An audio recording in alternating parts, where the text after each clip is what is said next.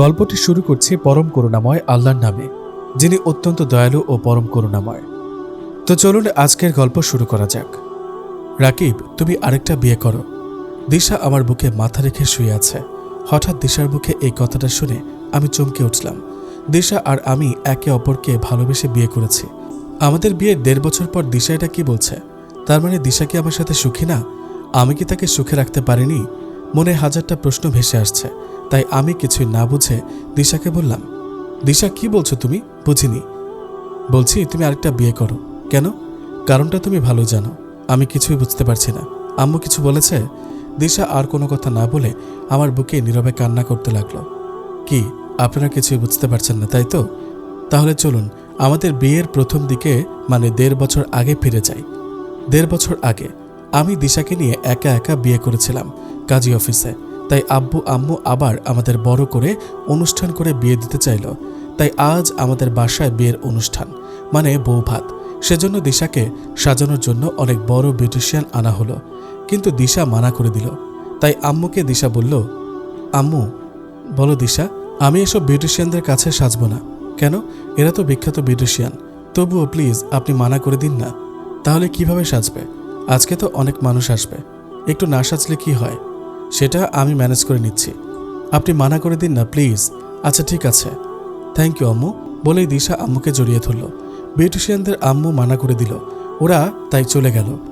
বাসায় বিয়ের কাজ, তাই আমি অনেক কাজ করছি। রুমের পাশ দিয়ে যেতেই কে যেন পেছন থেকে কলার টেনে নিয়ে রুমের মধ্যে নিয়ে গেল আমাকে। রুমের ভিতরে নিয়ে গিয়েই সে দরজা আটকে দিল। আমি পেছনে করে দেখি, এ কি, এটা তো দিশা। আমার দিকে তাকিয়ে মিটমিট করে হাসছে।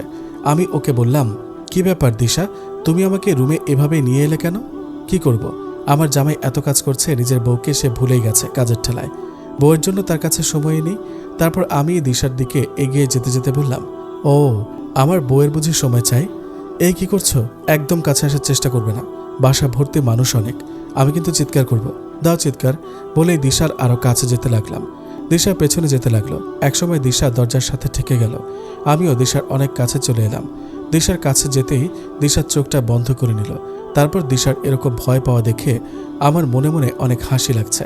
তাই কোনো রকমে হাসি চেপে দিশার কপালে আলতো করে চুমু দিলাম। দিশা আমার এমন করা দেখে সেও একটু সাহস পেল আর চোখ খুলল।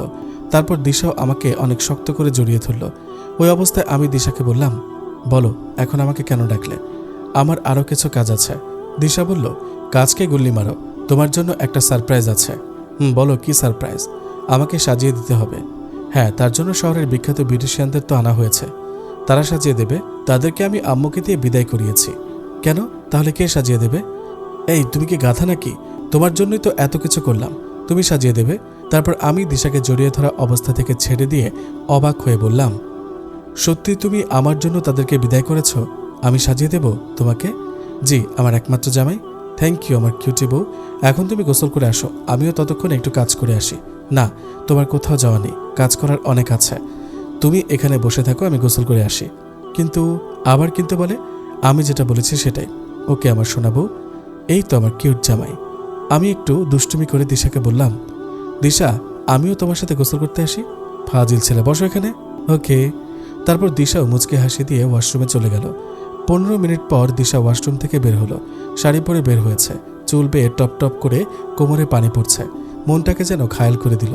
তারপর দিশা আমাকে বলল, এভাবে কি দেখছো? আমার বউকে দেখি। আগে কখনো দেখনি?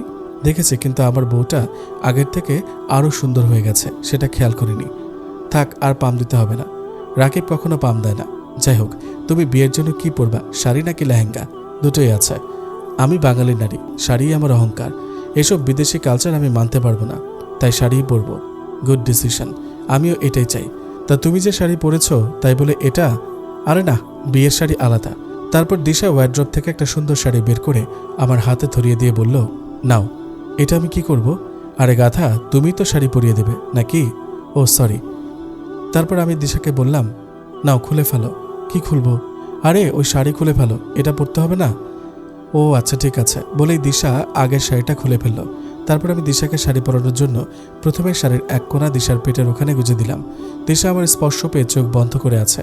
তারপর একটা রাউন্ড দিয়ে কুচি করার জন্য রেখে বাকি অংশ আঁচল হিসেবে দিশার কাঁধে তুলে দিলাম।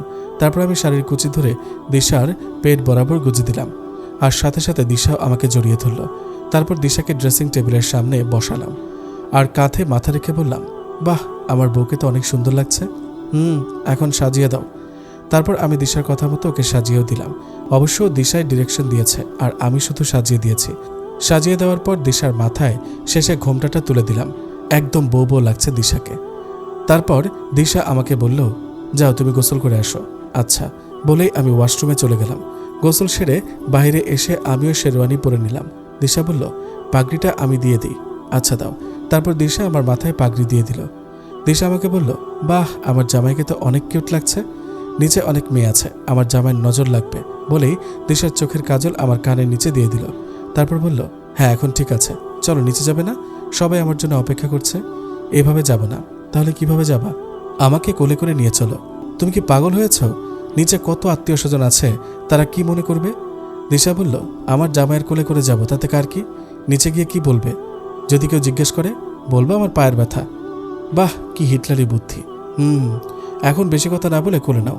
কি আর করার, দিশার কথা মতো ওকে কোলে তুলে নিলাম। ওরে বাবা, এত ভারী কেন?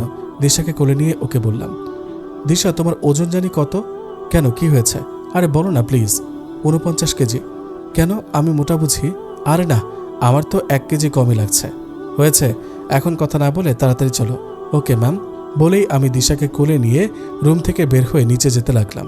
সিঁড়ির কাছে যেতেই সবাই আমার দিকে অবাক দৃষ্টিতে তাকিয়ে আছে, মনে হয় কোনো এলিয়েন দেখছে। সবার তাকিয়ে থাকা দেখে দিশা মনে হলো লজ্জা পেয়েছে, তাই ও আমার বুকে মাথা রেখে মুখ লুকালো। মনে মনে ভাবলাম, শালা, আমি এখন কি দিয়ে মুখ লুকাই? স্টেজের কাছে আসতেই দিশাকে কোল থেকে নামিয়ে বসিয়ে দিলাম। আমার আম্মু আমার কাছে এসে বলল, কিরে দিশার কি হয়েছে, তুই কোলে করে নিয়ে আসলি যে? আম্মু, ওর পায়ে একটু ব্যথা লেগেছে, তাই হাঁটতে কষ্ট হচ্ছে, এজন্য কোলে করে নিয়ে আসলাম। কি করে লাগলো সেটা তোমার বৌমাকে জিজ্ঞেস করো। আমি গেলাম বলেই সেখান থেকে কেটে পড়লাম। না হলে যে আরো কত প্রশ্নের সম্মুখীন হতে হতো আল্লাহ জানে। দিশা যেহেতু আমাকে এরকম করতে বাধ্য করেছে, তাই দিশাকেই ফাঁসিয়ে দিলাম। এখন আম্মু দিশাকে জিজ্ঞাসা করলো। আম্মু বলল, দিশা মা, পায়ে লাগলো কি করে? দিশা বলল, মানে আম্মু সিঁড়িতে উঠতে গিয়ে লেগেছে। একটু দেখে শুনে চলতে পারো না? সরি আম্মু। আমি অন্য স্টেজে বসে আছি। অনেক আত্মীয় স্বজন এসেছে। আব্বুর অনেক বিজনেস পার্টনারের সাথে আমাদের অনেক রিলেটিভ। মানুষে আমাদের বাসাটা গিজগিজ করছে। আমার বন্ধুরাও এসে হাজির হলো। এসে মেহেদি বলল, কিরে বর, কেমন আছিস? আলহামদুলিল্লাহ ভালো। শালা, তোদের এতক্ষণে আসার সময় হলো? সরি দোস্ত, বিয়ের গিফট কিনতে দেরি হয়ে গেল। তাই নাকি? তা কি এনেছিস দেখি? না, পরে দেখিস। আমি তো এখনই দেখব। মনে হচ্ছে ডালমে কুচ কালা হ্যাঁ। তাই আমি ওদের থেকে কেড়ে নিয়ে গিফট খুললাম। শালারা দেখি আমার জন্য মাটির হাঁড়ি পাতিল সুন্দর করে প্যাকেট করে নিয়ে আসছে। আবার ওদের গিফট দেখে অনেক হাসি পেল, কিন্তু নতুন বর তাই হাসলাম না। এই তোদের গিফট, আমরা আনকমন জিনিস দিতে পছন্দ করি। কিরে মেহেদি, এই বলদ এত কথা শিখলো কেমনে? বলেই আমরা সবাই মিলে হাসতে লাগলাম। তারপর মেহেদি বলল, শেষ পর্যন্ত তুই তাহলে দিশাকে বিয়ে করে নিলি? আমি বলেছিলাম ও এমন মেয়ে নয়। তা ভাবি তো অনেক সুন্দর। নজর দিবি না? বিয়ের কাজ শেষে মেহমানদের খাওয়া দাওয়া করানো হলো। আত্মীয় স্বজনের ভিড়ে আর মেহমানদারি করতে আমারই আর খাওয়া হলো না। সন্ধ্যার মধ্যে বিয়ের অনুষ্ঠান শেষ হয়ে গেল। সব আত্মীয় স্বজনরা চলে গেছে। আম্মু আমার কাছে এসে বলল, দিশাকে উপরে নিয়ে যা। আমাকে নিয়ে যেতে হবে কেন? ও যাক। আরে গাধা, ওর পায়ে ব্যথা না, কিভাবে যাবে? আরে বাহ, তারা দেখছি মিথ্যাকে পুরোপুরি বিশ্বাস করে নিয়েছে। তারপর আমি বললাম, ও সরি, মনে ছিল না। তারপর আমি দিশার কাছে গেলাম। দিশা আমাকে বলল, কিছু বলবে? তোমাকে আবার কোলে নিয়ে যেতে হবে। কেন? আরে আমার গাধি, সকালে যে নাটক করেছিলে এটা তো আম্মু সত্যিই ভেবেছে, তাই। হ্যাঁ, খবরদার আমাকে গাধি বলবে না, তাহলে তো আমারই ভালো। নাও, কোলে নাও। হ্যাঁ, তোমার তো ভালো লাগবে। বেশি কথা না বলে কোলে নাও। বলেই আমি দিশাকে আবার কোলে তুলে নিলাম। তারপর সিঁড়ি বেয়ে উপরে উঠে দিশাকে আমার রুমে নিয়ে আসলাম। তারপর আমি বললাম, আচ্ছা তুমি ড্রেসটা চেঞ্জ করে নাও, আমি নিচে যাই, অনেক কাজ পড়ে আছে, আম্মু একা সামলাতে পারবে না। আচ্ছা বলেই দিশা ওয়াশরুমে চলে গেল, আর আমিও নিচে চলে আসলাম। একটু পর দিশাও চেঞ্জ করে নিচে চলে আসলো। দিশাও কাজে লেগে পড়লো। আম্মু অনেক বারণ করা সত্ত্বেও দিশা কাজ করলো। কাজ শেষ করতে প্রায় রাত 10টা বেজে গেল। অনেক ক্ষুধা লেগেছে, তাই আম্মুকে বললাম, আম্মু কিছু খাবার হবে, অনেক ক্ষুধা লেগেছে। কেন, দুপুরে খাওয়া দাওয়া করিসনি? না, সময় পাইনি। আচ্ছা ঠিক আছে, তুই গিয়ে ফ্রেশ হয়ে নে, আমি দিশাকে দিয়ে উপরে খাবার পাঠিয়ে দিচ্ছি। ওকে বলেই আমি উপরে চলে গেলাম। উপরে এসে ফ্রেশ হয়ে নিলাম। একটু পর দিশাও খাবার খেয়ে নিল। খাটে বসতে দিশা আমাকে বলল, আমি খাইয়ে দিই? ঠিক আছে দাও। তারপর দিশা আমাকে তুলে খাওয়াতে লাগলো। খাওয়ার সময় মনে হলো দিশাও তো দুপুরে কিছু খায়নি। আমি জিজ্ঞাসা করলাম, তুমি খেয়েছো? আমি পরে খেয়ে নেব। কেন, আমি খাইয়ে দিলে সমস্যা? কি বলো, সমস্যা হবে কেন? তাহলে বেশি কথা না বলে হা করে দেখি। তারপর আমার কথা মতো দিশা হা করলো, আর আমিও দিশাকে খাইয়ে দিতে লাগলাম। এভাবে দুজন দুজনকে খাইয়ে দিলাম। খাওয়া শেষে দিশা বলল, আমি প্লেটটা রেখে আসি। ঠিক আছে। তারপর দিশা প্লেটটা নিচে রেখে কিছুক্ষণের মধ্যেই আমার রুমে ফিরে আসলো। এসে দেখে আমি ফেসবুক টিপছি। দিশা এসেই কোনো কথা না বলে আমার থেকে ফোনটা নিয়ে অফ করে আবার আমাকে জড়িয়ে ধরে শুয়ে পড়ল। তাই আমি অবাক হয়ে দিশাকে জিজ্ঞাসা করলাম, এটা কি হলো? আজকে সারাদিন অনেক ধকল গেছে, তুমি অনেক ক্লান্ত, তাই প্লিজ আজকে আর ফোন চালিও না, ঘুমিয়ে পড়ো প্লিজ। আমি বললাম, আমার এতটা কেয়ার করো কেন তুমি? দিশা বলল, কারণ অনেক ভালোবাসি তোমায়, নিজের থেকেও বেশি। শোনো। বলো। আমিও কি? আমিও তোমাকে অনেক ভালোবাসি, নিজের থেকেও বেশি। তাহলে এখন ঘুমিয়ে পড়ো প্লিজ। ওকে বলেই আমিও দিশাকে আমার বুকে জড়িয়ে ধরলাম। তারপর দুজনেই ঘুমিয়ে পড়লাম। সকালে ঘুম থেকে উঠে দেখি দিশা আমার বুকে গুটিসুটি মেরে শুয়ে আছে। দিশা ঘুমিয়ে আছে, তাই আমি ওকে এই সুযোগে বললাম, আই লাভ ইউ দিশা, সারা জীবন তোমাকে এভাবে আগলে রাখবো। কিন্তু দিশা আমাকে অবাক করে সে উত্তর দিল, আই লাভ ইউ টু সোনা, আমিও সারা জীবন তোমার হয়ে এভাবে আগলে থাকতে চাই। দিশার কথা শুনে বুঝতে পারলাম দিশা জেগে আছে। কিছুটা লজ্জা পেলাম আমি। লজ্জামাখা মুখ নিয়ে বললাম, তুমি জেগে আছো? তাহলে এখন ওঠো। আমাকে উঠতে হবে। না, আর একটু থাকি না। না, এখন আর এক মুহূর্ত না। তারপর দিশা আমার বুক থেকে উঠে গেল। দুজন ফ্রেশ হয়ে নিচে গেলাম, নাস্তা করছি। হঠাৎ নাস্তার টেবিলে আব্বু বলে উঠল, রাকিব। জি আব্বু।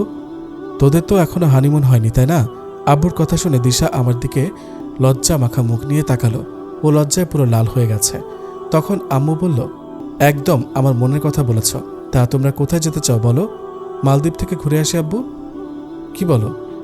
দিশা আমাকে পা দিয়ে স্পর্শ করতে আমি দিশার দিকে তাকালাম। দিশা ইশারা আমাকে নিষেধ করলো। তার মানে দিশা দেশের বাইরে যেতে চায় না। আমাদের চুপ থাকা দেখে আব্বু আবার বলল, কি হলো, চুপ করে আছো কেন? বলো কোথায় যেতে চাও? আমি বললাম, আব্বু আপনি দিশাকে জিজ্ঞাসা করেন ও কোথায় যেতে চায়। ও যেখানে যাবে আমি সেখানেই রাজি। ও তো বলো দিশা মামুনি, তোমরা কোথায় যেতে চাও? তখন দিশা বলল, আব্বু আমরা যাব, তবে একটা শর্ত আছে। কি শর্ত মামুনি? আমাদের সাথে আপনাদেরও যেতে হবে। কি বলছো মামুনি? হানিমুন তোমাদের, আমরা গিয়ে কি করব? আমি কোনো কথা শুনতে চাই না। আপনাদেরও যেতে হবে, ব্যাস, না হলে আমরা যাব না। আচ্ছা ঠিক আছে, কিন্তু কোথায় যেতে চাও বলো? রাকিবের মুখে শুনেছি আপনাদের গ্রামেও নাকি বাসা আছে, আর অনেক সুন্দর। তাই আমি চাই আমরা সকলে মিলে কয়েকদিনের জন্য গ্রামের বাড়ি থেকে ঘুরে আসতে চাই। কি, এত জায়গা থাকতে তুমি এই সামান্য গ্রামের বাড়ি যাবে? এটা মোটেও সামান্য ব্যাপার নয় আব্বু। গ্রামটাই আমাদের শেকড়, আর শেকড়ের খুব কাছাকাছি গেলে মনটা অনেক ভালো হয়ে যায়। আর তাছাড়া গ্রামই আমার অনেক ভালো লাগে। চলেন না আব্বু, আমরা সবাই মিলে কয়েকদিনের জন্য ওখানে যাই, অনেক মজা হবে। আব্বু বলল, রাকিবের মা তুমি কি বলো? খারাপ হয় না, যাওয়া যায়। আর তাছাড়া অনেকদিন গ্রামে যাওয়া হয় না, এই সুযোগে ঘুরে আসা যাক। ঠিক আছে, তোমরা সবাই যখন ওখানে যেতে চাও তাহলে আমারও কোনো আপত্তি নেই। দিশা বলল, থ্যাংক ইউ সো মাচ আব্বু। তাহলে কবে যাওয়া যায়? কালকেই চলো তাহলে, আম্মু বলল। ঠিক আছে, তাহলে তোমরা সবাই সেভাবে রেডি থেকো, ব্যাগপত্র গুছিয়ে রেখো। আমি ওখানকার কেয়ারটেকারকে খবর দিয়ে রাখছি, ও সব ব্যবস্থা করে রাখবে। তারপর সবাই মিলে খাওয়া শেষ করলাম। আমি উপরে আমার রুমে চলে আসলাম, আর দিশাও আম্মুর সাথে হাতের কাজগুলো সেরে কিছুক্ষণের মধ্যে রুমে চলে আসলো। শুয়ে শুয়ে আমি দিশাকে জিজ্ঞাসা করলাম, দিশা বলো, তোমার কাছে অন্য দেশ ঘোরার একটা সুযোগ থাকতেও তুমি কেন আমাদের গ্রামের বাড়িতে যেতে চাইলে? নিজের দেশকে তো ভালো করে দেখার সুযোগ পাইনি, অন্য দেশে গিয়ে কি করব? আর তাজা গ্রামের শান্ত প্রকৃতির মাঝে সন্ধ্যায় তোমার সাথে এক মুহূর্ত সময় কাটালেই আমার জন্য সেটা সেরা হানিমুন হবে। আর আব্বু আম্মুকে নিয়ে যেতে চাইলে কেন? আমরাও তো একা যেতে পারতাম। চুপ করো, ওনারা আমাদের বাবা মা। আমরা মজা করব আর ওনারা বাসায় পড়ে থাকবে, তা হবে না। আমি তো কখনো বাবা মায়ের ভালোবাসা পাইনি, তাই এখন বাবা মায়ের ভালোবাসা এক মুহূর্তের জন্য মিস করতে চাই না। তাই আমার এই আনন্দের সাথে বাবা মায়ের ভালোবাসার আনন্দটাও পেতে চাই। আমি মনে মনে ভাবলাম, দিশা আমাদের পরিবারে এসেছে মাত্র কয়েকটি দিনে হবে, এর মধ্যেই সবাইকে কত আপন করে নিয়েছে। আমি সত্যি অনেক ভাগ্যবান দিশার মতো একটা মেয়ে আমার জীবন সঙ্গী হিসেবে পেয়ে। মনে মনে প্রতিজ্ঞা করলাম, জীবনে যতই ঝড়ঝাপটা আসুক না কেন দিশাকে কখনোই ছেড়ে চলে যাব না। ওর বিপদে ঢাল হয়ে পাশে থাকব। আমার বিড়বিড় করে বলাতে দিশা বলে উঠল, কি বিড়বিড় করে বলছো তুমি? না কিছু না। তাহলে এখন চুপচাপ ঘুমিয়ে পড়ো। তুমিও। তারপর দিশা চুপচাপ আমার বুকে মাথা রেখে জড়িয়ে ধরল। এভাবে আমরা কখন ঘুমিয়ে গেছি জানি না। সকালে ঘুম থেকে উঠে দেখে দিশা আমার বুকে নেই। তারপর দেখলাম ওয়াশরুম থেকে বের হলো। আমি দিশাকে বললাম, দিশা ব্যাগপত্র গুছিয়ে নাও। সেটা কিন্তু তোমাকে চিন্তা করতে হবে না, আমি গুছিয়ে রেখেছি। কখন? সকালে উঠেই। এখন তুমি উঠে ফ্রেশ হও, আমি নিচে গেলাম নাস্তা রেডি করতে। আচ্ছা বলেই আমি উঠে ওয়াশরুমে চলে গেলাম। তারপর ফ্রেশ হয়ে নাস্তা করতে গেলাম। নাস্তা করে এসে রেডি হতে লাগলাম। আমি কালো পাঞ্জাবি পরেছি আর তিশাকে কালো শাড়ি পরিয়ে দিয়েছি। তারপর রেডি হয়ে নিচে আসতেই দেখি আব্বু আম্মু রেডি হয়েছে। আমাদের দেখে বলল, বাহ, দুজনকে দেখতে আমার কিউট রাজপুত্র আর রাজকন্যা লাগছে। আমি বললাম, থ্যাংক ইউ আম্মু, তোমাদেরও অনেক সুন্দর লাগছে। হয়েছে, এখন চল। তারপর আমরা চারজন মিলে গাড়ির কাছে গেলাম। আমাদের নিজেদেরই গাড়ি আছে।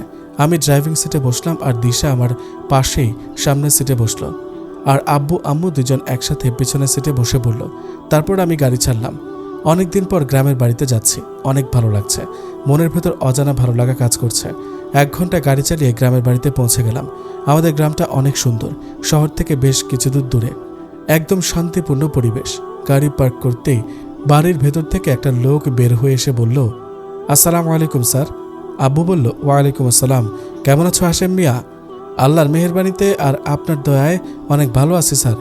তারপর দিশাকে দেখিয়ে বলল, এটা আমাদের ছোট ম্যাম সাহেব নাকি? মাশাআল্লাহ, অনেক সুন্দর। আসেন সবাই ভিতরে আসেন, আমি সব ব্যবস্থা করে রাখছি। তারপর আমরা সবাই মিলে ভিতরে চলে গেলাম। হাশেম চাচাকে বলে রাখাতে বাড়িটা আগে থেকে গুছিয়ে রেখেছে। আমি আর দিশা একটা রুমে চলে আসলাম, আর আব্বু আম্মু আরেকটা রুমে চলে গেল। তারপর ফ্রেশ হয়ে আসলাম। হাশেম চাচা দুপুরের খাবারের জন্য ডেকে গেল। খাওয়া শেষে আমরা রুমে বিশ্রাম নিচ্ছি। বিকেলে দিশা বলল ও নাকি গ্রামটা ঘুরতে যাবে, তাই আব্বু আম্মুকে বলে আমি আর দিশা গ্রামটা ঘুরতে বের হলাম। গ্রামটা ঘুরে সন্ধ্যায় মনটা একদম হালকা করে আমি আর দিশা বাসায় ফিরলাম। বাসায় এসে দেখি আব্বু টিভি দেখছে আর আম্মু রান্না করছে। আমরাও আমাদের রুমে গিয়ে ফ্রেশ হয়ে নিলাম। আমাদের গ্রামের বাড়ির উঠানের সামনে একটা পুকুর আছে, আর পুকুরের সামনে একটা দোলনা আছে, তাই রুমে না থেকে পুকুরের পাশে দোলনা এসে বসে আছি। কিছুক্ষণ পর দিশা আমাকে রুমে না পেয়ে সেও দোলনার কাছে চলে আসলো। তারপর আর কোনো কথা না বলে দিশা আমার কোলে বসে আমার বুকে মাথা রাখলো। তখন আমি দিশাকে বললাম, কি হয়েছে? কিছু না। মন খারাপ? না। কফি খাবা? মন্দ হয় না, দাঁড়াও এক্ষুনি আনছি। বলেই দিশা আবার ভিতরে চলে গেল। 5 মিনিট পর দিশা 2 হাতে 2টা কফির মগ নিয়ে আমার কাছে আসলো। একটা মগ আমি নিয়ে দিশাকে বললাম, ধন্যবাদ। তারপর দিশা আমার পাশে বসে পড়ল আর কফি খেতে খেতে বলল, রাকিব, বলো, যদি আমার জীবনের প্রতিটি সন্ধ্যা তোমার সাথে এভাবে কাটাতে পারতাম তাহলে কি খুব খারাপ হতো? এভাবে বলছো কেন? কয়েকদিন পরেই তো আমরা আবার শহরের জীবনে ফিরে যাব। এভাবে আর কখনো সময় কাটাতে পারবো না, তাই বললাম। আচ্ছা ঠিক আছে, মাঝে মধ্যে তোমাকে নিয়ে গ্রামের বাড়িতে আসবো, ওকে? সত্যি নিয়ে আসবা? সত্যি। তারপর আমরা দুজন কফি খেতে খেতে সন্ধ্যার নিস্তব্ধতা অনুভব করতে লাগলাম। রাতের বেলা খাওয়া দাওয়া শেষ করে আমি আর দিশা রুমে শুয়ে আছি। দিশা আমার দিকে আর আমি দিশার দিকে তাকিয়ে আছি। কিছুক্ষণ পর আমি দিশাকে বললাম, কি কিছু বলবা? না, চুপ করে থাকো, তোমাকে দেখব। কেন? আমাকে আগে দেখোনি? দেখেছি, কিন্তু আজকে একটু বেশি দেখতে ইচ্ছা করছে। কিছু লাগবে? না। আরে বলো, সব কিছু তোমাকে এনে দিতে রাজি। আমার কিচ্ছু লাগবে না, আমার শুধু তোমার বাচ্চার মা হতে পারলেই হবে। তোমার এই ইচ্ছেও পূরণ করব, বলে আমি দিশাকে জড়িয়ে ধরে ঘুমিয়ে পড়লাম। ভোরে দিশা ঘুম থেকে তুলে নামাজ পড়ে নিতে বলল, তাই উঠে অজু করে রুমেই নামাজ আদায় করে নিলাম। তারপর দিশাও নামাজ আদায় করে আমাকে বলল, চলো সকালে খালি পায়ে ঘাসের উপর জমে থাকা শিশির কণার উপর দিয়ে হাঁটবো। ঠিক আছে চলো, বলেই আমি আর দিশা খুব সকালে বেরিয়ে পড়লাম। গ্রামের সকালের আবহাওয়া অনেক ঠান্ডা হয়। শীতল আবহাওয়া আর খালি পায়ে শিশিরের ওপর পা দিতেই শরীর কেমন যেন একটা শিহরণ বয়ে গেল। অনেকক্ষণ হাঁটাহাঁটি করার পর আমরা বাড়ি ফিরলাম। রুমে গিয়ে ফ্রেশ হয়ে নাস্তাটা সেরে নিলাম। বিকেলবেলা আম্মু রুমে এসে বলল, চলো সবাই মিলে কোথাও থেকে ঘুরে আসি। যাওয়া যায়। কই যাবা? এখান থেকে 10 কিলোমিটার দূরে আরেকটা গ্রামে তোর চাচার বাসা, ওখানেই তোর দাদাকে কবর দেওয়া হয়েছে। তোর আব্বুকে ফোন করেছিল তোর চাচা, কবর মেরামত করতে হবে, তাই সেখানে যেতে হবে। কিছু টাকা দিয়ে মিলাদও পরে নিতে হবে। এই সুযোগে বেরিয়েও আসা হবে। আইডিয়া খারাপ না, চলো তাহলে। তারপর আমরা সবাই যাওয়ার জন্য রেডি হলাম। গাড়িতে করে যেতে কিছুক্ষণ সময় লাগছে। চাচা আমাদের দেখে অনেক খুশি হলো। আমি ওনাকে সালাম দিলাম, আসসালামু আলাইকুম চাচু। চাচু বলল, ওয়ালাইকুম আসসালাম। তুমি রাকিব তাই না? কত ছোট ছেলে, কত কোলে নিয়েছি তোমাকে, আমার করে কত হিসু করেছ, এখন কত বড় হয়েছ। আমি মনে মনে বললাম, খাইছে। আমার মান সম্মান দিশার সামনে সব খাইছে। কখন কার সামনে কি বলা লাগে চাচ্চু কি এটাও জানে না? চাচ্চুর কথায় দিশা একটু হেসে উঠল। তারপর দিশার দিকে তাকিয়ে চাচ্চু বলল, এটা বৌমা তাই না? আমি বিয়েতে দেখেছি। জি, আসসালামু আলাইকুম। ওয়ালাইকুম আসসালাম। আসো, তোমরা ভিতরে আসো। তারপর ভিতরে চলে আসলাম। আমরা সবাই সোফায় বসে আছি। হঠাৎ পেছন থেকে কে জানি আমার চোখটা ধরে ফেলল। তাই আমি বললাম, কে? তারপর একটা মেয়েলি কণ্ঠে বলে উঠল, কে হতে পারি বলো তো? জানি না, সামনে আসুন প্লিজ। মেয়েটা বলল, না বলতে পারলে সামনে যাব না। আরে চোখ ছাড়ুন প্লিজ। না, ছাড়বো না। তারপর আমি বিরক্ত হয়ে মেয়েটিকে সামনে আনার জন্য ওর হাত ধরে হ্যাঁচকা টান মারি, আর মেয়েটিও আমার হ্যাঁচকা টান সামলাতে না পেরে আমার কোলে এসে পড়ে। তারপর আমি দেখলাম একটা অচেনা মেয়ে। মেয়েটি অবশ্য সুন্দর। যাই হোক, এত বর্ণনা দিলাম না, না হলে দিশা রাগ করবে। আমি মেয়েটির দিকে তাকিয়ে আছি আর মেয়েটিও আমার দিকে তাকিয়ে আছে। কিছুক্ষণ পর মেয়েটির দিক থেকে চোখ সরিয়ে নিলাম, আর তখনই মেয়েটি ইতস্তত হয়ে আমার কোল থেকে উঠে পড়ল আর বলল, সরি। কে আপনি? তখন পাশ থেকে চাচ্চু বলে উঠল, কি বলো রাকিব, তুমি ওকে চিনতে পারোনি? না চাচ্চু, ও কে? আরে ও হলো আমার সেই একমাত্র মেয়ে জান্নাত। কি জান্নাত?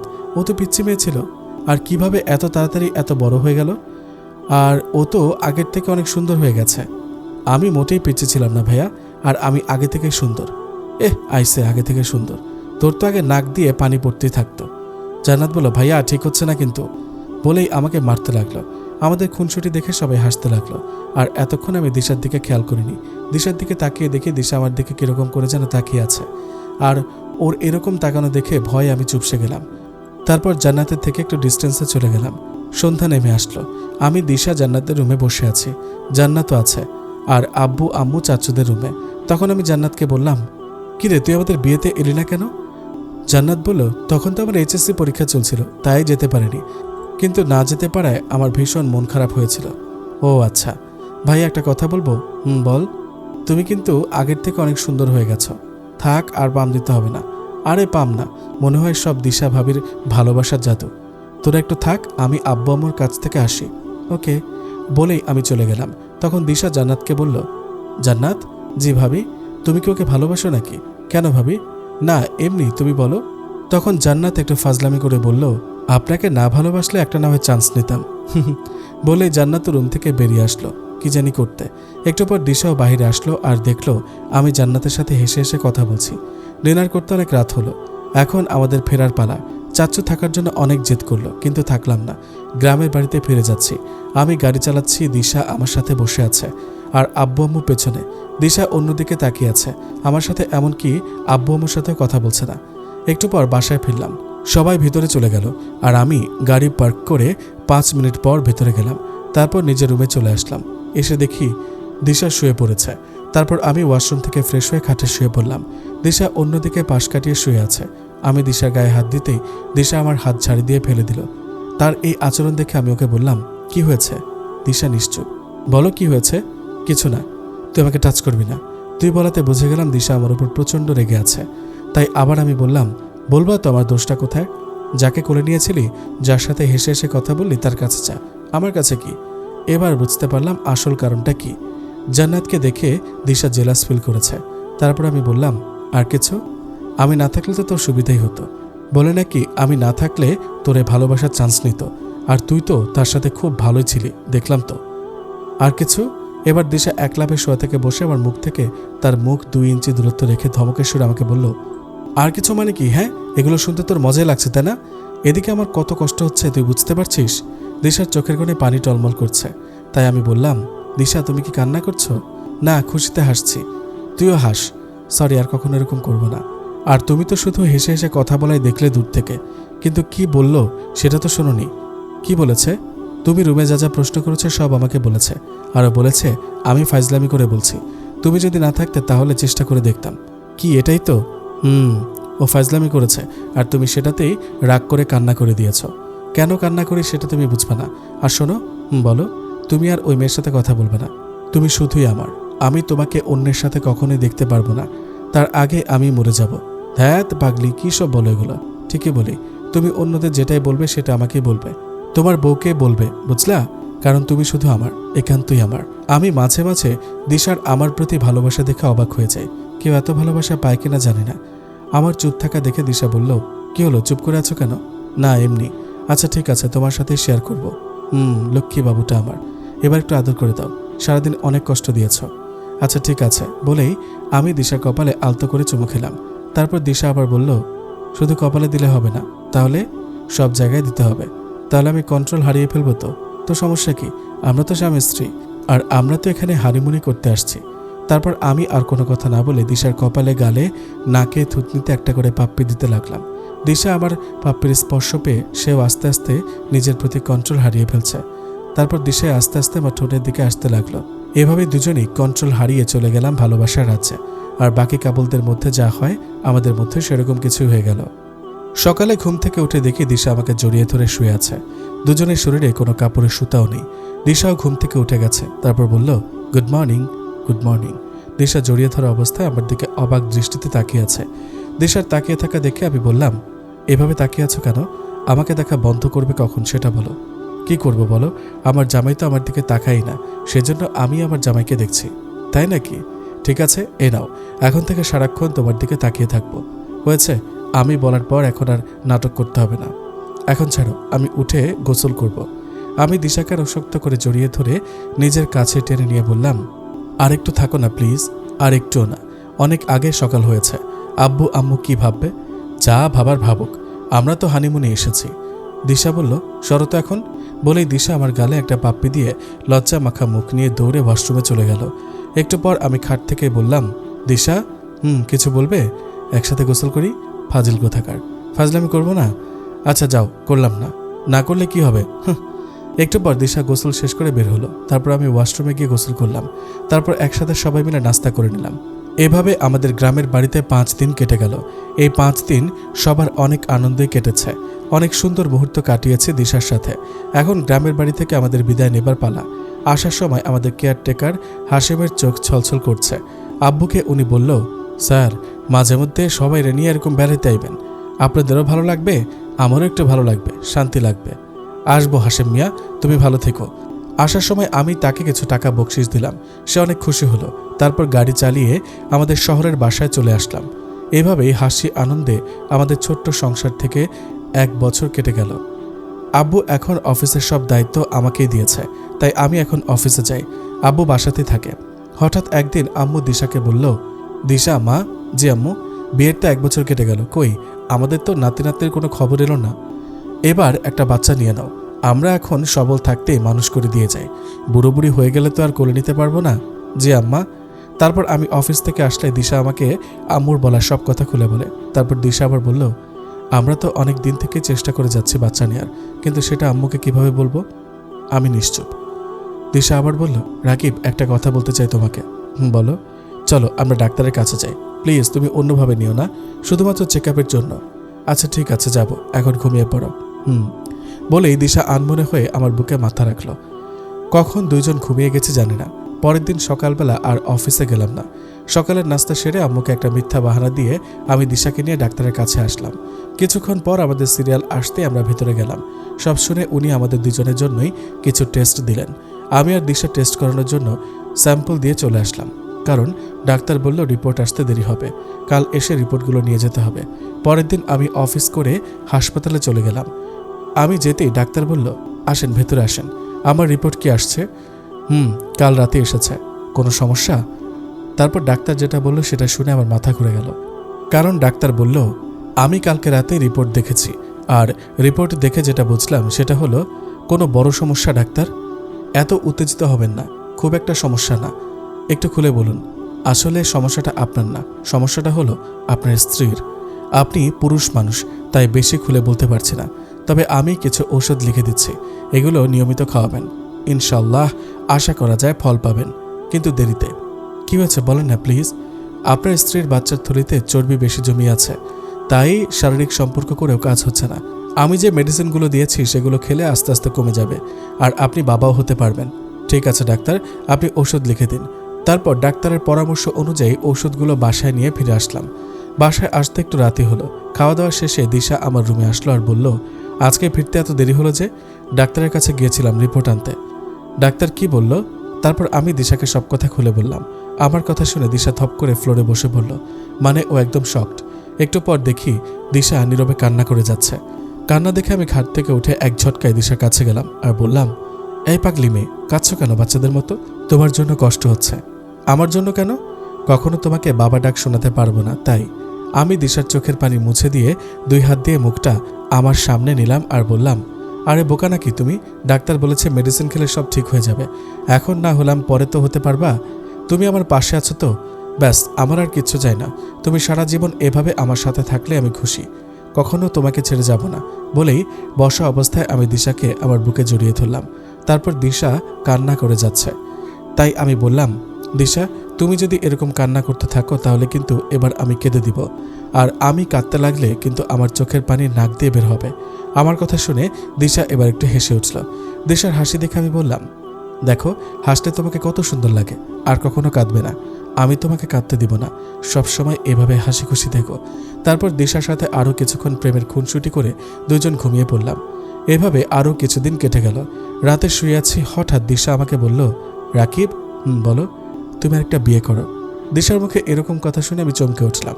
তারপর আমি অবাক হয়ে দিশাকে জিজ্ঞাসা করলাম, এগুলো কি বলছো দিশা? বুঝিনি আমি। বলেছি তুমি আরেকটা বিয়ে করো। কেন? কারণটা তুমি ভালোই জানো। আমি কিছুই বুঝতে পারছি না। আম্মু কিছু বলেছে? দিশা আর কোনো কথা না বলে আমার বুকে মাথা রেখে নীরবে কান্না করতে লাগলো। এতেই আমি বুঝে গেলাম আম্মু দিশাকে বাচ্চার ব্যাপারে কিছু বলেছে। তাই আমি আবারও দিশাকে জিজ্ঞাসা করলাম, দিশা বলো, আম্মু কি বলেছে? কিছু না। তোমাকে বলতে বলেছি, বলো। আম্মু বলেছে তোমাকে আরেকটা বিয়ে করাবে। আমার জন্য ওনাদের নাতি নাতির মুখ দেখাতে পারছে না। আমি একটা অপয়া। বলেই দিশা কেঁদে দিল। আমি দিশাকে বুকে জড়িয়ে ধরে সান্ত্বনা দিতে লাগলাম। তারপর দিশা আবার বলে উঠল, রাকিব, তুমি যদি কখনো আমাকে বাচ্চার জন্য আমার থেকে দূরে যাও তাহলে তো আমার বেঁচে থাকাটাই দায় হয়ে যাবে। এর থেকে আমার মৃত্যুই ভালো, কারণ আমি তোমাকে ছাড়া কখনো থাকতে পারবো না। আমার প্রতিটা নিঃশ্বাসে আমি তোমাকে চেয়েছিলাম। দিশা, এগুলো কি বলছো তুমি? তোমাকে ছেড়ে আমি চলে যাব কেন? বলেছি তো, যতই ঝড়ঝাপটা আসুক না কেন, তোমাকে আমি কখনোই আমার থেকে আলাদা করব না। কারণ আমিও কখনোই তোমার থেকে আলাদা থাকতে পারবো না। অনেক ভালোবাসি যে তোমায়। বলেই আমি দিশার কপালে আলতো করে একটা চুমু দিলাম আর বললাম, এখন লক্ষ্মী বাবুর মতো ঘুমিয়ে পড়ো প্লিজ। বলেই দিশা গুটিসুটি মেরে আমার বুকে মাথা রেখে আমাকে জড়িয়ে ধরে ঘুমিয়ে পড়ল। আমিও দিশাকে জড়িয়ে ধরে ঘুমিয়ে পড়লাম। ভোরে দিশা ঘুম থেকে তুলে নামাজ পড়ে নিতে বলল।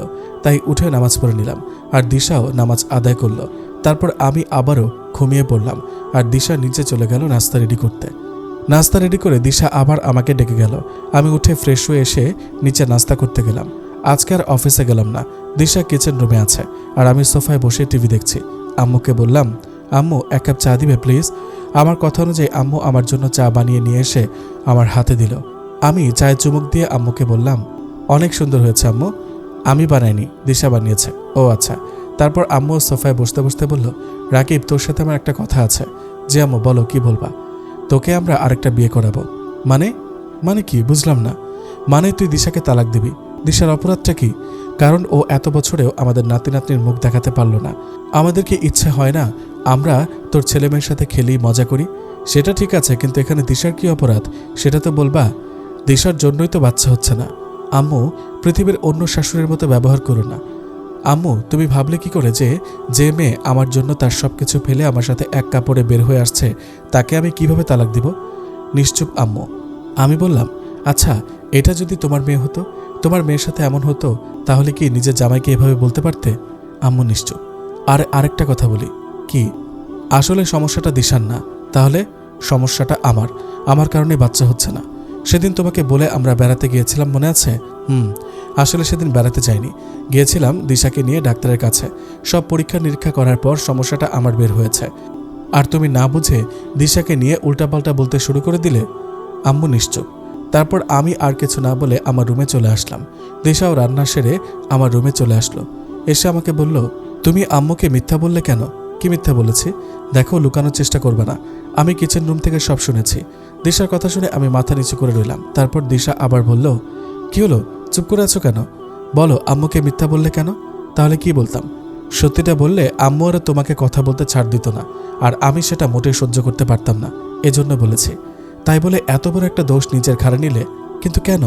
তারপর আমি দিশার মুখটা আমার হাতের মধ্যে নিয়ে বললাম, ভালোবাসি যে তোমায়। আমার কথা শুনে দিশার চোখে পানি টলমল করছে। তারপর আমাকে শক্ত করে জড়িয়ে ধরে বলল, এত কেন ভালোবাসো আমায়? এই ভালোবাসার মূল্য আমি কিভাবে তোমাকে দিব? আমাকেও একটু ভালোবাসা দিও, তাহলেই হবে। তোমাকে সারা জীবন ভালোবাসলেও কম পড়বে। হয়েছে, আর পাম দিতে হবে না। এখন যাও, গোসল করে আসো, একসাথে খাবো, অনেক ক্ষুধা লেগেছে। আচ্ছা বলেই দিশা ওয়াশরুমে চলে যায়। গোসল হয়ে গেলে আমরা একসাথে দুপুরের খাবারটা খেয়ে নিলাম। রাতে আমি আর দিশা বসে একসাথে টিভি দেখছি। আম্মু এসে বলল, রাকিব, তোর আব্বুর মাথা ব্যথা করছে, তোর কাছে কি মেডিসিন হবে? হ্যাঁ, উপরের ড্রয়ারে আছে। দিশা বলল, আম্মু আপনি থাকেন, আমি এনে দিচ্ছি। না, তোমরা টিভি দেখো, আমি নিয়ে আসছি। বলে আম্মু আমার রুম থেকে মেডিসিনটা নিয়ে আব্বুকে খাইয়ে দেয় আম্মু। তার 2 দিন পর রাতের খাবার সবাই একসাথে খাচ্ছি, আর দিশা খাবার পরিবেশন করছে। হঠাৎ আম্মু বলে উঠল, তুমি রেখে দাও, আমি নিজে নিয়ে খেতে পারবো। কেন আম্মু, আমি দিই না। তারপর আম্মু ধমকে সরে দিশাকে বলল, কি বললাম শুনতে পেলে না? এক কথা বারবার বলা লাগে কেন? দিশা আম্মুর ধমক শুনে চমকে উঠল, আর তখনই দিশা আমার দিকে তাকালো। আমিও দিশার দিকে তাকালাম। বুঝলাম দিশা আম্মুর ধমক শুনে ভয় পেয়েছে। দিশা রীতিমতো চোখ টলটল করছে। তাই আমি আম্মুকে বললাম, আম্মু কি হয়েছে, তুমি ওর সাথে এরকম ব্যবহার করছো কেন? ও তুলে দিলে কি সমস্যা? তুই চুপ থাক, তুইও কোনো কথা বলবি না। কি হয়েছে বলবা তো? তুইও মিথ্যাবাদী। কেন? আমি আবার কি মিথ্যা বললাম? সেদিন আমাকে মিথ্যা বললি কেন যে তোর সমস্যা? আসল সমস্যা তো দিশার। সেদিন তোর রুমে আমি ঔষধ নিতে গিয়ে তোদের রিপোর্টটা দেখে ফেলি, আর বুঝতে পারি সমস্যাটা দিশার।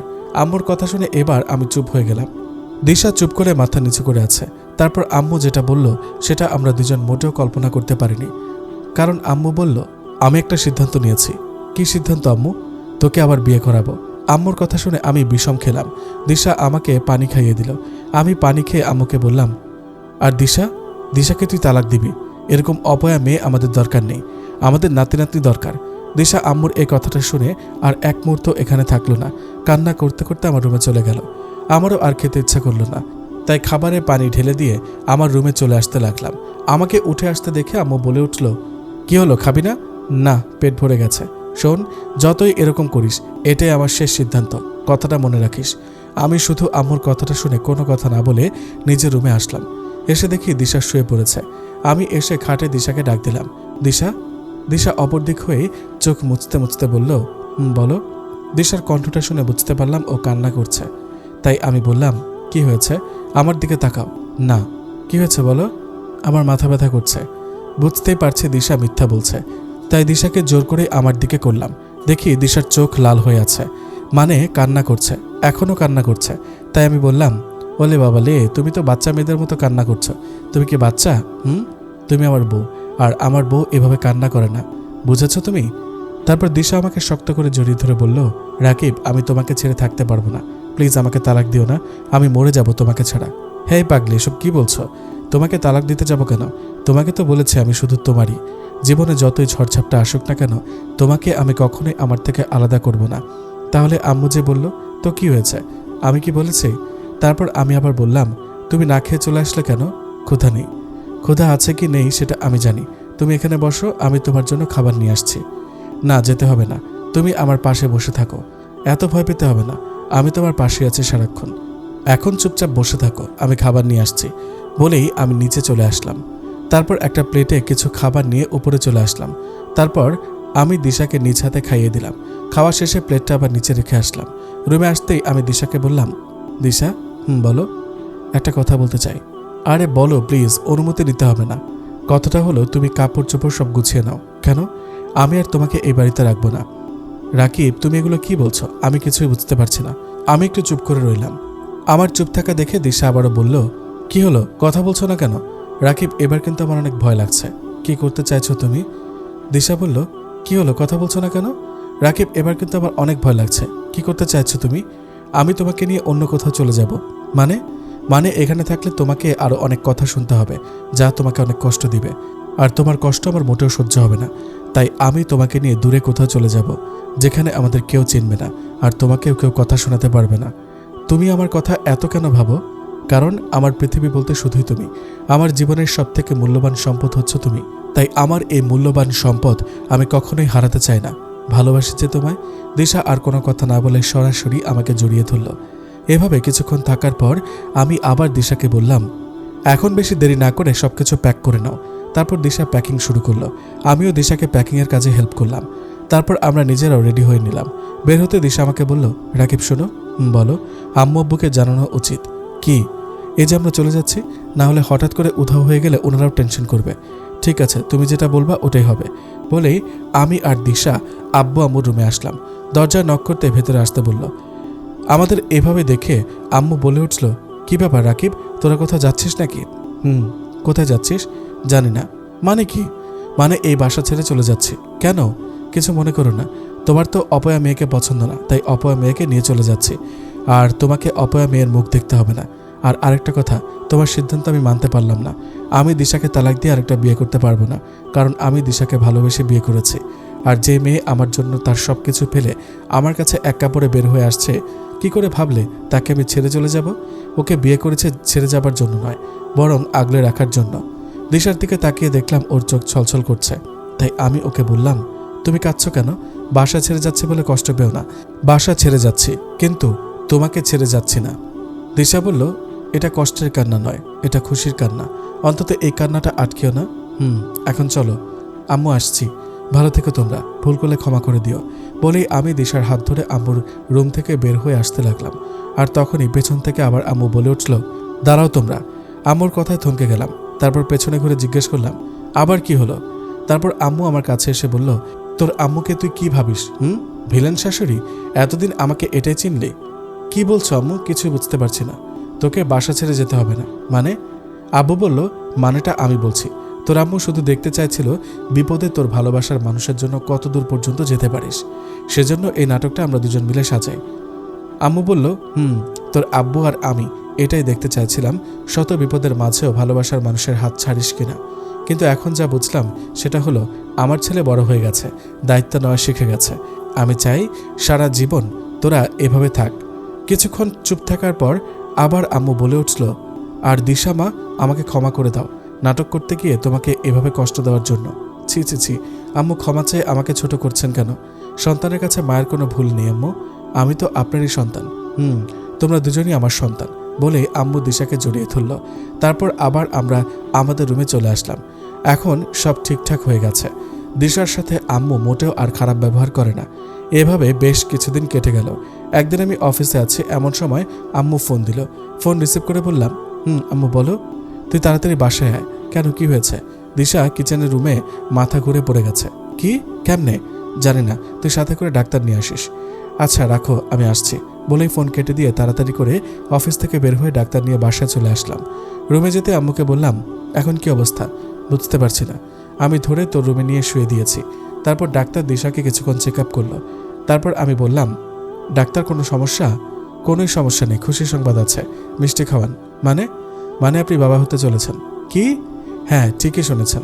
আম্মু দিশার কাছে গিয়ে দিশাকে জড়িয়ে ধরল। তারপর ডাক্তারকে তার ভিজিটের টাকার সাথে আরও 1000 টাকা দিলাম মিষ্টি খাওয়ার জন্য। উনিও অনেক খুশি হলেন। তারপর তাকে বিদায় দিয়ে আবার তাড়াতাড়ি করে আমার রুমে চলে আসলাম। আম্মু আব্বুকে খবরটা জানাতে গেছে। আমি গিয়ে দিশার পাশে বসে পড়লাম। দিশার হাত আমার হাতের মধ্যে নিলাম। তারপর দিশার হাতে আলতো করে একটা ভালোবাসার পরশ দিলাম। আমার চোখ পানিতে ছলছল করছে। আমার চোখে পানি দেখে দিশা বলে উঠল, রাকিব, তোমার চোখে পানি কেন? তুমি কি খুশি নাও? এটা খুশির পানি। আজকে পৃথিবীর সব খুশি তুমি আমাকে এনে দিয়েছ। দিশা বলল, পাগলটা। আজ থেকে তুমি কোনো কাজ করবে না, সব আমি করব, ঠিক আছে? এই, তুমি কি পাগল হয়েছ? কি বলছো এগুলো? খুশিতে আজ আমি আত্মহারা। এভাবে দিশার সাথে আরও কিছুক্ষণ খুনসুটি করলাম। আমি আর অফিস যাই না, আর আম্মুও দিশাকে আর কোনো কাজ করতে দেয় না। এভাবে দেখতে দেখতে 10 মাস কেটে গেল। দিশাকে নিয়ে এখন আমরা হাসপাতালে। আজ দিশার অপারেশন হবে। আমার অনেক টেনশন হচ্ছে। আম্মু আব্বু আমাকে আশ্বাস দিয়ে যাচ্ছেন আর বলছেন, টেনশন করিস না, কিচ্ছু হবে না। কয়েক মিনিট পর ডাক্তার বের হয়ে আসলেন। আমরা সবাই তাড়াতাড়ি করে ডাক্তারের কাছে গেলাম। তারপর আমি বললাম, ডাক্তার, কি অবস্থা? দিশা কেমন আছে? টেনশনের কোনো কারণ নেই, মা ও শিশু দুজনেই সুস্থ আছে। তবে কি ডাক্তার? আপনার 2টি কন্যা সন্তান হয়েছে। আলহামদুলিল্লাহ, আল্লাহ আমাকে 2টা রাজকন্যা দিয়েছে। খুশিটা ডাবল করে দিলেন doctor. Thank you so much. Welcome. এখন কি দিশার সাথে দেখা করতে পারবো? না, আমরা আগে ওকে বেডে শিফট করব, তারপর দেখতে পারবেন। ওকে ডাক্তার। বলেই ডাক্তার চলে গেলেন। কিছুক্ষণ পর দিশাকে বেডে শিফট করা হলো। আমি আব্বু আম্মু সবাই দিশাকে দেখার জন্য ভিতরে গেলাম। দেখলাম পাশে আমার 2 রাজকন্যা শুয়ে আছে। গিয়ে তাদের মুখের দিকে তাকাতেই মনের ভেতর এক অন্যরকম শান্তি বয়ে গেল। এরকম শান্তি আর কোথাও পাওয়া যাবে না। তারপর আমার রাজকন্যাকে কোলে নিতেই কলিজা একদম জুড়ে গেল। পৃথিবীর সব শান্তি আমার কাছে জমা হয়েছে এরকম মনে হচ্ছে। আমি আমার 2 রাজকন্যাকে অনেক আদর করলাম। তারপর দিশা বলল, দেখেছি 2 রাজকন্যা পেয়ে রাজকন্যার আম্মুকে ভুলে গেছে রাজকন্যার আব্বু। আমি দিশার কথা শুনে একটু হেসে দিলাম। হেসে দিশার কাছে যেতেই আমার আঙুল টেনে ধরল আমার রাজকন্যা। এটা দেখে দিশা বলল, বাহ, রাজকন্যা তো দেখছি ওর আব্বুর মতো হয়েছে। কার রাজকন্যা দেখতে হবে তো। এভাবে হাসপাতালে 7 দিন থাকার পর দিশাকে রিলিজ করে দেয়া হলো। আমার 2 রাজকন্যা আর দিশাকে নিয়ে বাসায় চলে আসলাম। আমার 2 রাজকন্যার নাম, একটা জান্নাত আর একটা রুহি। 5 বছর পর জান্নাত বলল, দিদা তোমার ছেলে কোথায়? বাচ্চা তো, তাই তোতলিয়ে কথা বলছে। আম্মু বলল, কেন দাদু ভাই? রুহি বলল, তোমার ছেলে অনেক পতা, আমাদের আতকে গুলতে নিয়ে দেওয়ার কথা, কিন্তু এখনো আত্তে না। বলতে বলতে আমি অফিস থেকে বাসায় ফিরলাম। এসেই আমি বললাম, আমার 2 রাজকন্যা নালিশ করছে। জান্নাত বলল, তুমি আমাদের তাতে কথা বলবে না, তুমি অনেক দেরি করতো। আমি বললাম, সরি আম্মু, এই কানে ধরছি, আর এরকম হবে না। আমার কানে ধরা দেখে দিশা আর আম্মু কিচেন রুম থেকে হাসছে। তারপর পকেট থেকে 2টা চকলেট বের করে বললাম, আমার যে রাজকন্যা আমাকে আগে জড়িয়ে ধরে কিস করবে তাকে এই 2 চকলেট দিব। তারপর দুজনই দৌড়ে এসে আমাকে জড়িয়ে ধরে 2 গালে 2টা চুমু দিল। আমিও 2জনকে চকলেট দিয়ে কোলে তুলে নিলাম। তারপর ফ্রেশ হয়ে সন্ধ্যার আগে দিশা আর 2 রাজকন্যাকে নিয়ে ঘুরতে চলে গেলাম। অনেক মজা করলাম। 2জন অনেক কিছু বায়না করছে, অনেক কিছু কিনছে। সন্ধ্যা নেমে আসছে। জান্নাত আমার কোলে আর দিশার কোলে রুহি। আমি দিশার হাত ধরে হাঁটছি। এখন মনে হচ্ছে পৃথিবীর সব সুখ আমার কাছে। এভাবেই আমার 2 রাজকন্যা আর তার আম্মুকে নিয়ে আমার ছোট্ট সংসারের সুখী জীবনের গাড়ি তার আপন গতিতে চলতে লাগলো।